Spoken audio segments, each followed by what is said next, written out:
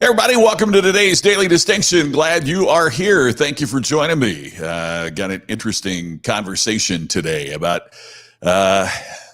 being tuned out. Do you know what I'm talking about there with the tune out? We're going to be talking about what happens when you get tuned out, why that happens, and more on today's Daily Distinction. Hope you're doing great today, and really glad that you're here. Welcome on. It looks like my camera is frozen. Huh? Are you seeing that as well? Is my camera frozen? Is my internet bad? There we go. Now it looks like we're back. Send me a note. Let me know. Was the camera frozen up for you too? It was frozen up here on my screen. So I don't know if that's a camera issue or an internet issue, but we certainly don't want to have that. Hey, by the way, before we get started, I'm talking about tune out. I don't want you to tune me out here. Hey, Russell, good to see you. Are we okay now, Scott? I think that we're okay. Yes. Thanks, Russell. Hey, Brian, we missed you yesterday. Well, why is this freezing up? I don't know what's going on here. Over the hump day, that is today. Yes, we are. I guess we are over the hump because it's afternoon, midday. So let's see what's going on here. Russell, it's always great to see you too. And Scott, thanks for joining me. But today, by the way, is National Dog Day. Did you know that? Today is National Dog Day. So I should have had my pups here with me to celebrate. But if you've got a cool picture of your dog, go ahead and post it on wherever you're watching this. Most of you are on Facebook. Not all of you. Some I see are on YouTube watching live. Some are on Twitter as well. But hey, that'd be fun to share. I'll share a doggy picture here in a little bit because today is National Dog Day.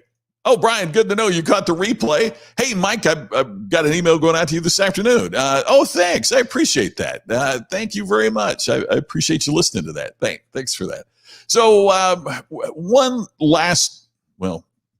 one reminder today, and that is that post-pandemic events, the deadline has been extended, but Friday is the last day that it's available. So if you go to postpandemicevents.com, you will see the countdown clicker right there that there is only 2 days, 11 hours, and 56 minutes left that you can sign up for post-pandemic events. So we'd love to see you be a part of it. The countdown is on. The entire course is under $300.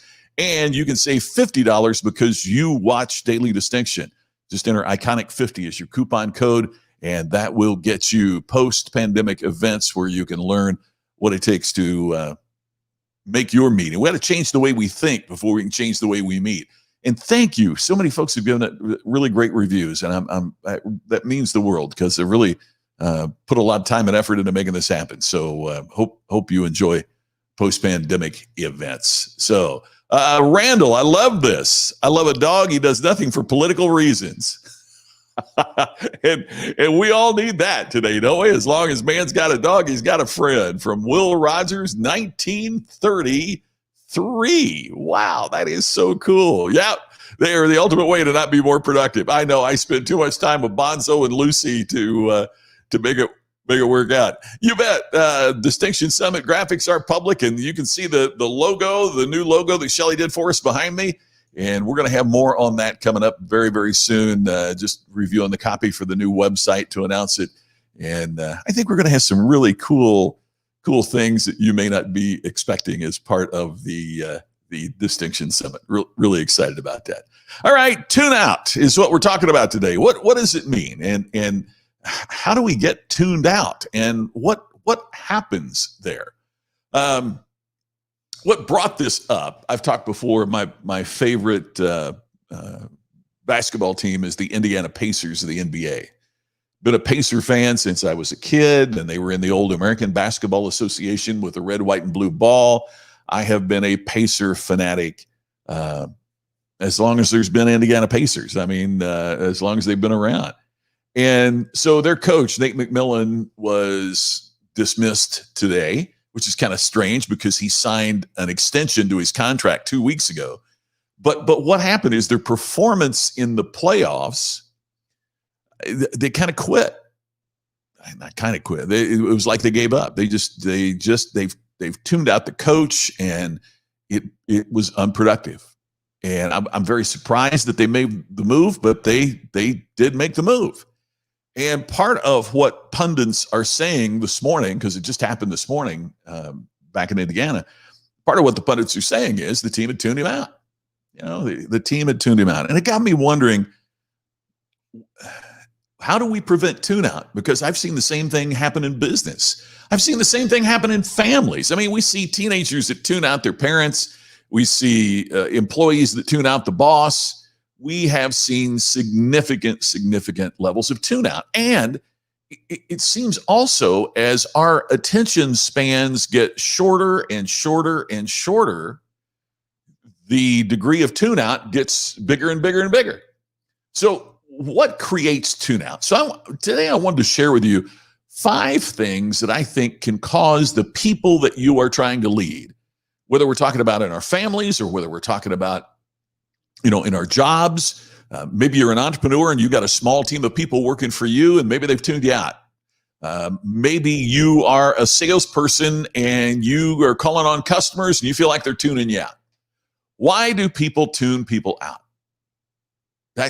We want to stay in tune with them. So that's the topic today that I want to talk about, is the 5 things that would cause people to tune you out and what you can do to prevent that from continuing to occur. Okay, so here's number 1. And by the way, may I also say, as has been said here before, sometimes you teach what you need to learn.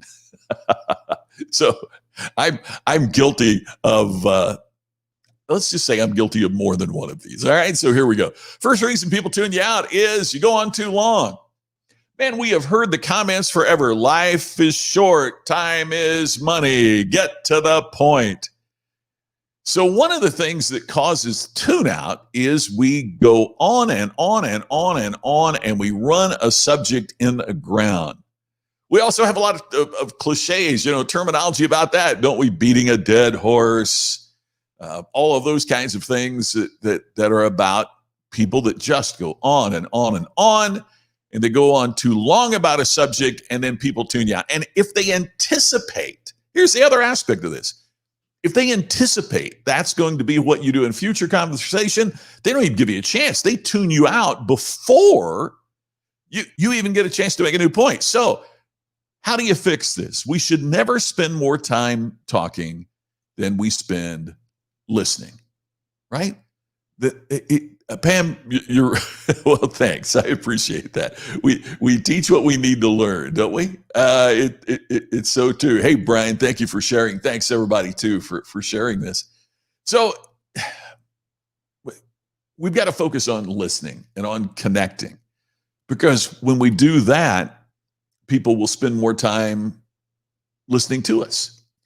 I can imagine the coach that just goes on and on and on and on, and the players get to the point that before he even starts talking about a subject, they tune him out because they just think he's going to hammer it to death. Mike, yeah, it does happen all the time. Oh, well, and again, isn't it fascinating that so much of this is a fine line? There is a fine line. What might be going too long for one person is thoroughness, to another. So it is understanding where that fine line is and how we work through that. And the next one kind of piggybacks with this first one. The second of what could cause people to tune you out is that you go over well-treaded ground. And that means that you sound exactly like what everybody else is saying. In other words, if you're saying the same thing that your boss is saying and just repeating it, then there's no particular reason to listen to you. If you're not bringing your own take and your own flavor and your own, dare I say, distinction to what you're saying, then they've got that somewhere else. Why do they need that from you? I think if you look at this too, there's a really interesting phenomenon that's a part of this. And part of it is the the demise of the American newspaper. Because what has happened for many of us is that by the time we get the newspaper first thing in the morning, all the stories in it are things we've already heard. We saw it on CNN. We saw it on our local television. We have already seen it and heard it already. And so when the newspaper arrives, it's going over what may be well-treaded ground. I think that's part of the challenge of it. The 24-hour news cycle has created that demise. And we can be guilty of the same thing. Scott says, I know many people who go on and on and on and on, but he's not going to mention any names. Thanks for not calling me out on that, Scott. I appreciate that. Hey, Darcy, great to see you. The husband gives you the finger slice across the throat. Yeah, I get it. Bring it to a close. All right, we've got it. Yep.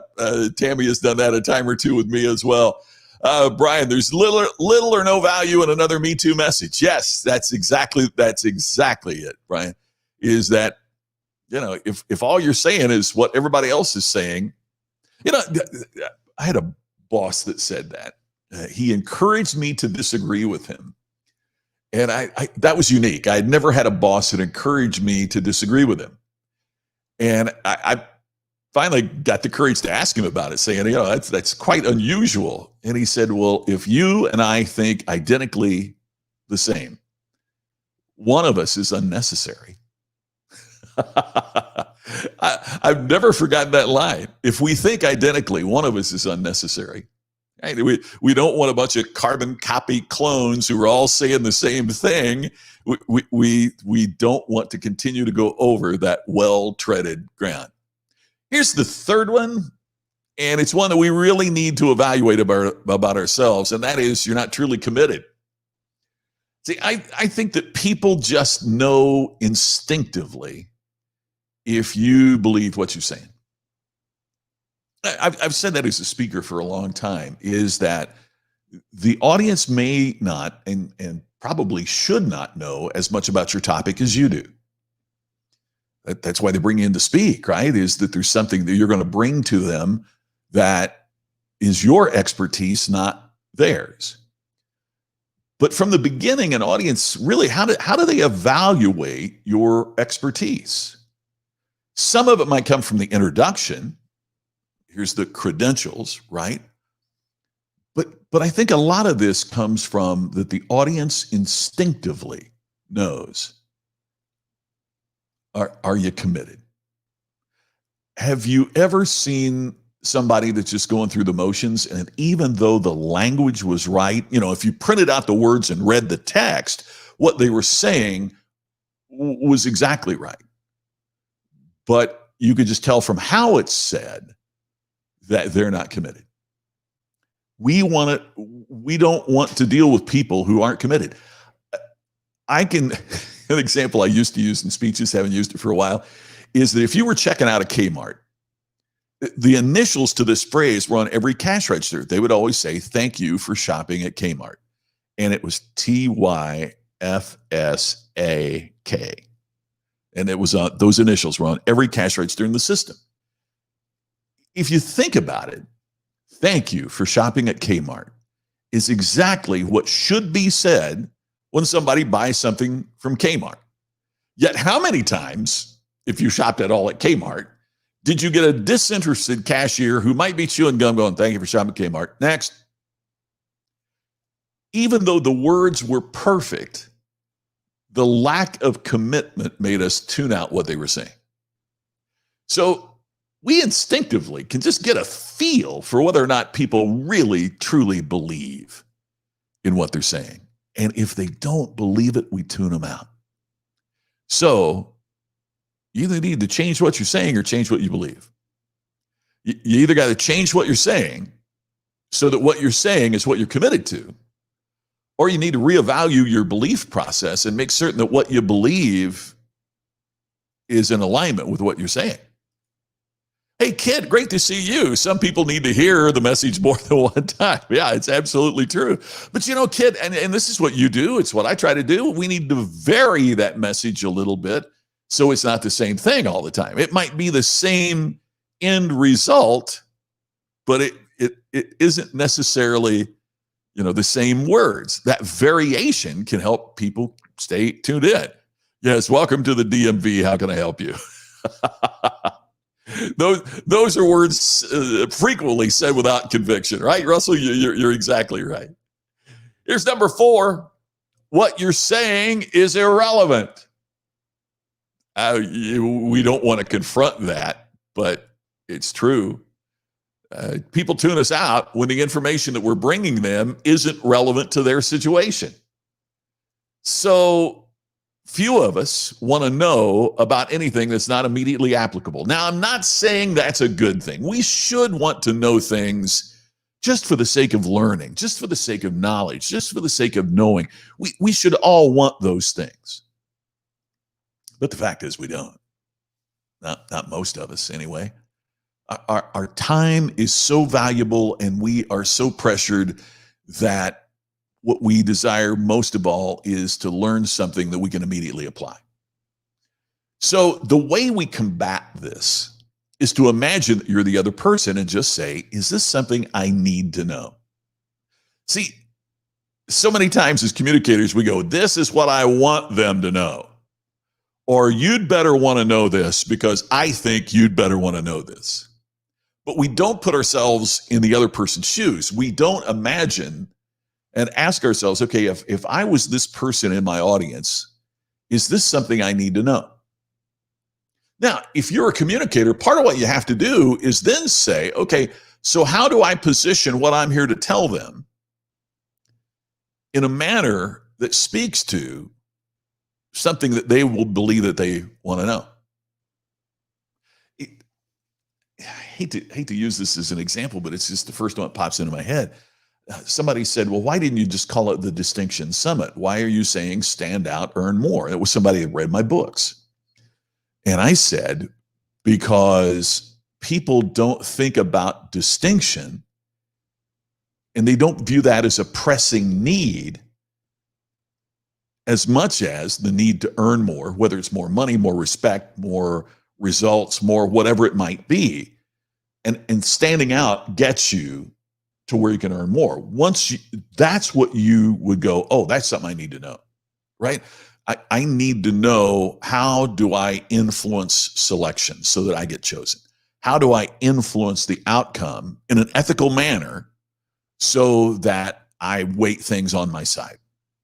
So this point here is exactly why we're calling it Stand Out, Earn More, the Distinction Summit, because distinction is something people typically have gone, oh, that's nice to know, or someday I'd like to learn that.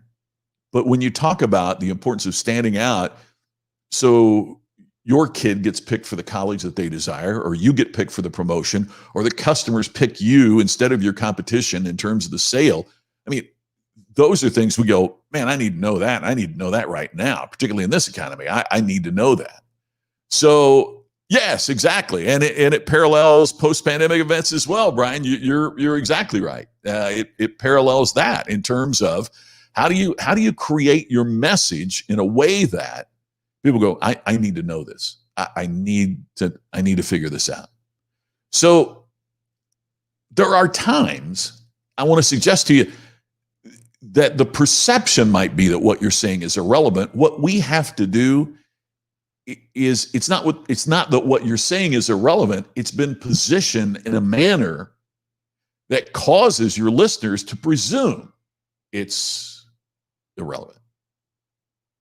Make sense? So that is the key. Here's number 5, and it's a hard one. You've lost your credibility. Reputation is everything. Once people decide you're not worthy of their attention, it doesn't matter what you say, you're just noise. You know, when we started the program talking about coaching and a coaching change, Larry Bird, who grew up in Southern Indiana, got to put that plug in, right?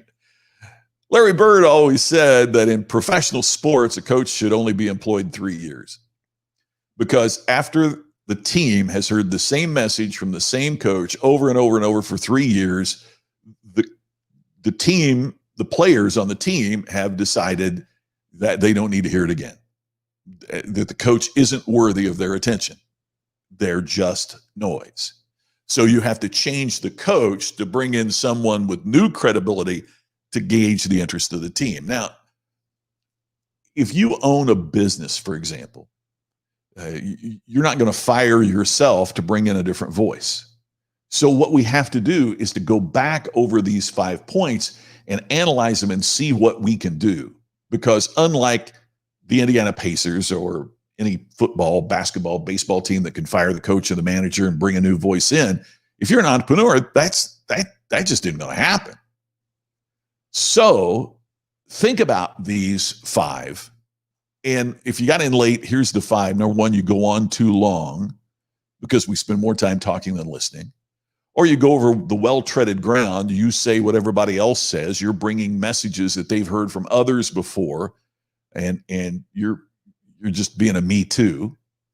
Or you're not truly committed. They can tell that you aren't committed to what you're saying. What you're saying might be irrelevant or perceived as irrelevant. They don't think they need to know this right now. Or that you've lost your credibility. That you've said the same thing so many times that, and that's, I mentioned a couple of days ago, my mentor, Charlie Willie, that said, he doesn't want a 600-pound person teaching weight loss techniques, right? He doesn't want a 17-year-old singing My Way because you don't have a way yet at 17, right? So the lack of credibility was really what he was talking about there in that, and that applies here as well. So what we want to make sure of is that people don't tune us out, that they continue to stay engaged, that they continue to listen, that they continue to be engaged with what we do in a manner that not only means they listen to us, but it means that they are willing to engage with us, which is a higher level. Hey, my friend Glenn Morshower is here.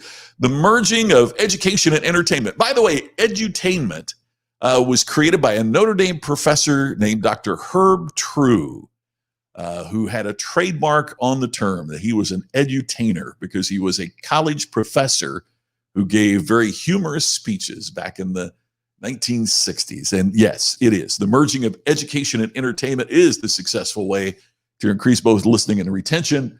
What Glenn is saying, I think, is all business is show business. I didn't mean to put words in your mouth there, Glenn, but you know where I'm coming from there. So thank you. Yes, exactly. You are exactly right. Pam, you remember Herb True? He was a great speaker, a great leader. I remember I was 18 years old and I was attending a conference at Michigan State University, and Herb True was the speaker. And Herb True started out and he had on this suit, a gorgeous suit, and he was charisma like you couldn't believe. And what he was talking about was, are you a prisoner of your thoughts? And all of a sudden he takes his coat off and he takes his shirt off and he has a prison uniform on. And he's talking about the need to expand your mind instead of just being a prisoner of the way you think now. And unless you expand your mind, you can't expand your opportunities, you can't expand your life. And he gave the rest of the speech pacing the stage in a prison uniform. And I will never forget that. It made such an impression on me back when I was 18. And I'm thrilled you remember that too, Pam. Thanks. Hey, Glenn, thank you. I'll remind you that Glenn is my cohort in crime every Sunday night on the Ken and Glenn show with a guy named Scott. And he's one of the great guys in the world. Hey, Charles, great to see you. You're up for edutainment. That's it. That's what it is all about. And combining education and entertainment, as Glenn says, is certainly a way that we can prevent tune out. And if that doesn't work, simply admit to your audience that you accidentally drank your own urine. If you didn't see our show 2 weeks ago, it's still up where Glenn, Glenn, I don't know how to describe it. Glenn, well, Glenn tells the story better than I could, but Glenn made a mistake, and that he drank the only thing worse than Fresca. So there you have it. Yes, Brian, you're right there with me on that, huh? Oh man. Well, thanks everybody. I really appreciate you sharing this. I appreciate you watching so much, and I look forward to talking to you on the next Daily Distinction. Please don't tune me out. I'll talk to you again tomorrow. Thanks for watching.